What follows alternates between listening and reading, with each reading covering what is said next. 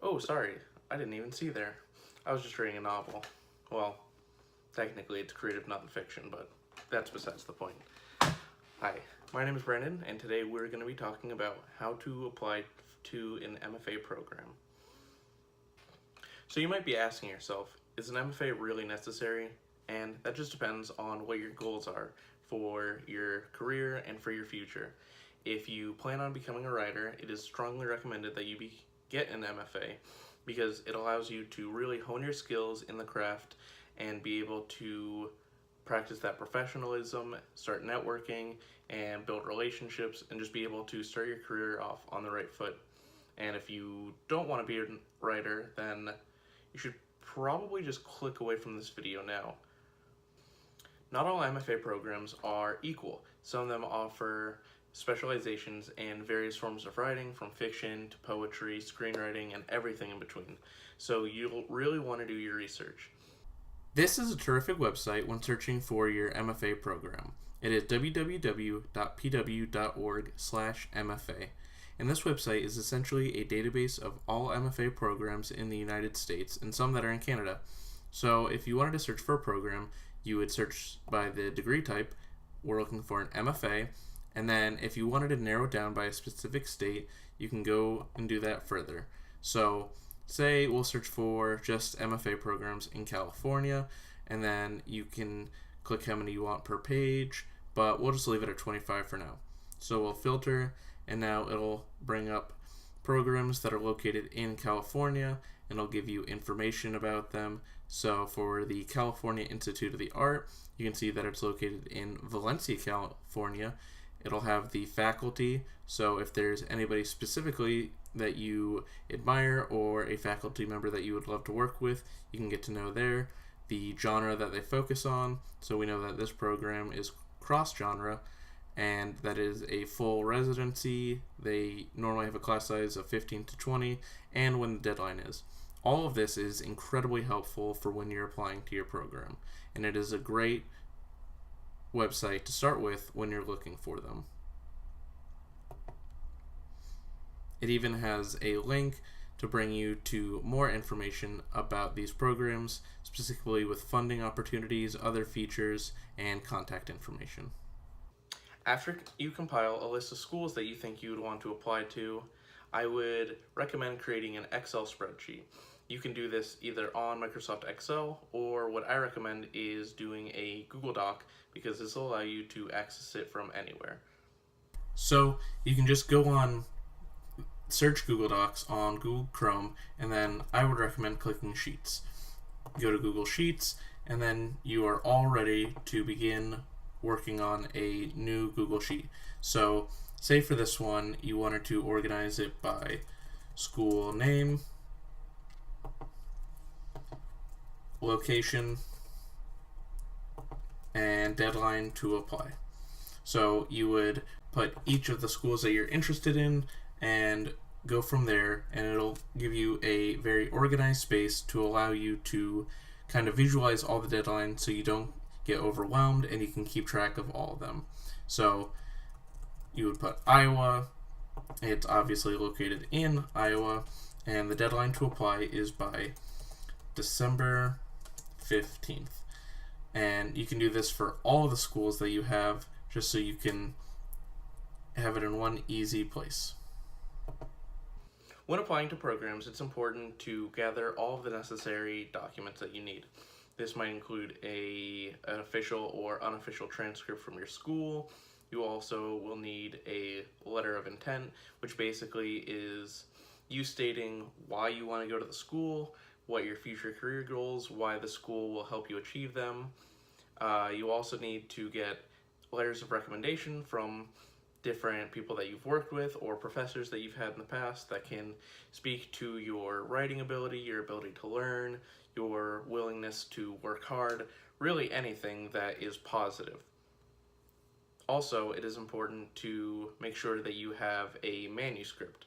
A manuscript is basically a compilation of your writing, and it is a substantial body of work that shows exactly what you bring to the table, where you can develop and what you're really passionate about.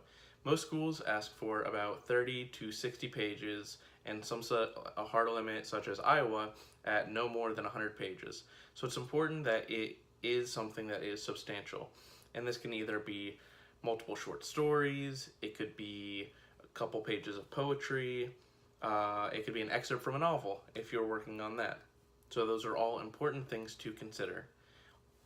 An important thing is when you are asking for a letter of recommendation is you want to give your professor plenty of time to write this. Here's an example of what not to do. Come in. Hey, Professor Cook, I had a quick question for you. Yes, please have a seat. Okay, awesome. So, I was wondering, could you write me a letter of recommendation? Well, I'll be honest. I don't really know you well enough. I'm not sure if I'm, going to be an adequate person to recommend you. What do you mean? I've come to every class. Well, most classes. Yes, but we haven't been able to engage on a personal level, so I don't know much about you, so I couldn't speak to your talents and your strengths very well. I like reading and writing. What else is there? Okay, when would this recommendation of letter be due? Ideally tomorrow. Like tomorrow night though, like 12 p.m. I'm sorry, I wouldn't have enough time to even write you a letter well enough within that time that would probably promote your skills and talents very well. Like, do you have like a template that you just slap my name on? No, that wouldn't be something that I would professionally be willing to do. I really like to take time in writing my letters of recommendation, specifically about the person, because I'm attaching my name to yours, so I want to make sure that I'm putting forth the best recommendation I can for you.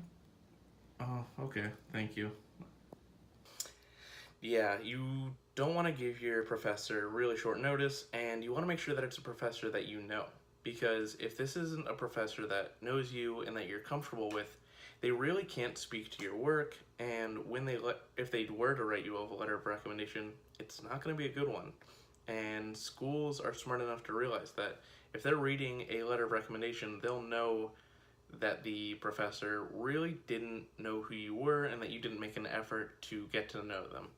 Here's an example of what that conversation would look like if it went a lot better. Come in. Hey, Professor Cook, how are you? Hey, doing well. Please have a seat. So, I had a quick question. Yeah. Would you be willing to write me a letter of recommendation? Sure. When is it due? It's due in December, so you'll have like about 8 weeks to write it.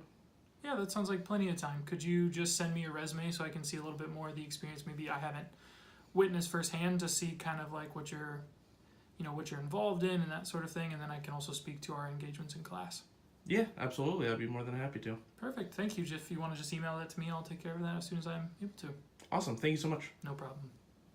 I was fortunate enough to have the opportunity to sit down with Dr. Penato and talk about her experiences with both applying and when she was actually in the MFA program. And one of the most important things that she said was to really focus when you're at the MFA. You're there for only 2 to 3 years, which might seem like a lot of time now, but in the grand scheme of things, that's nothing. So if you waste that time and you spend more time talking about writing or thinking about writing or romanticizing what being a writer is, you're not going to get enough out of it. But if you really focus and work hard, it will be a lot more impactful and have a lot more meaning when you get done with the program. So it's important that you should be writing now, because obviously if you want to get a Master's of Fine Arts, you should be passionate about writing. And so one thing that you should be doing is writing every day. A lot of writers are very disciplined about how they write, and it's good to set up a schedule and know that every day you're going to write for an hour, 2 hours, and just block out that time for nothing else. It's easy to get distracted by everything that's going on with friends, family, school, all the fun events, but at the end of the day, you want to be a writer, and the best way to do that is to write. So you don't have to start with 5 hours every day right now, but what you should be doing is setting at least, 20, 30, 45 minutes, hopefully an hour every day, and just getting something on the page. Whether you get 10 pages of a novel done, or if you just get one really amazing paragraph of that memoir that you've been working on, that's still practice, and that's a lot more work than you would have done if you didn't sit down to write. Thank you all so much. I really hope you enjoyed this video. Hopefully you got a lot out of it. And if you're still considering an MFA, like I said, the most important thing you can do is just research, because these deadlines, they come up quick on you, and it can be a lot of work if you let it all sit to the end. But just be confident in yourself, write every day, and just know that you will be successful and that it'll all work out. So just work hard and plan it all out.